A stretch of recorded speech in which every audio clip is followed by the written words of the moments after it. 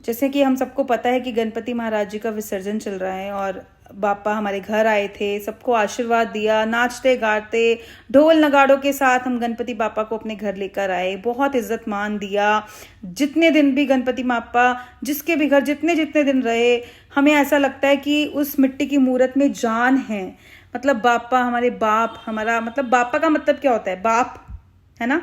तो बापा हमारे बाप हमारा घर पर हैं, हमारी हम सेफ फील करते हैं, सुख समृद्धि सुख शांति आती है। और गणपति बापा के तो मतलब उनसे ही हर चीज की शुरुआत होती है। किसी भी अच्छी चीज की शुरुआत करनी होती है तो सबसे पहले गणपति महाराज की पूजा होती है, गणपति बापा की पूजा होती है।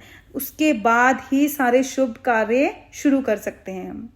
कोई उनको भाई का गणपति विसर्जन क्यों किया जाता है, इसका अर्थ क्या है, प्लीज मुझे कमेंट बॉक्स में जरूर बताइएगा। जो लोग गणपति विसर्जन करते हैं, जो करते हैं, मुझे तो ये लगता है कि जो चीज हम करते हैं उसके बारे में हमें नॉलेज होती है तभी हम करते हैं।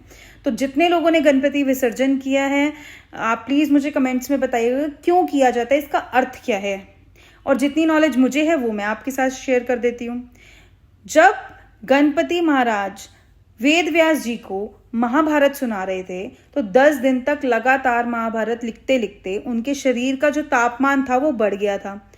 तापमान गर्म होने की वजह से, बढ़ने की वजह से वेद व्यास जी ने गणपति महाराज के ऊपर शीतल जल, ठंडा जल डाला और उनको शीतल जल में डुबकी मरवाई। इसीलिए गणपति विसर्जन मनाया जाता है। बट बहुत इज्जत मान से उन्होंने किया था, ऐसे नहीं कि उठा के फेंक दिया, फिर गणपति महाराज जी के हाथ कहीं हैं पैर कहीं हैं, ऐसे नहीं किया था जैसे हम करते। गणपति विसर्जन होता है, विसर्जन करने के बाद ये देखो वीडियो, उसी मूर्ति के ऊपर हम पैर रखकर चढ़े हैं। इतनी औकात हो गई है क्या हमारी कि हम मूर्ति के ऊपर पैर रखें।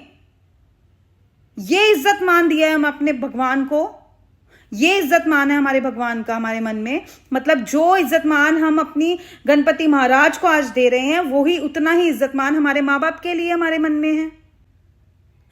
और विसर्जन के बाद क्या आपको पता होता है कि उस बाप के साथ क्या हो रहा है, जिसके बिना हमारे घर का, हमारे किसी भी काम की शुभ शुरुआत नहीं हो सकती। उसी भगवान की कितनी बुरी दुर्गति हो रही होती है। उनके हाथ कहीं पड़े होते हैं, उनके पैर कहीं पड़े होते हैं।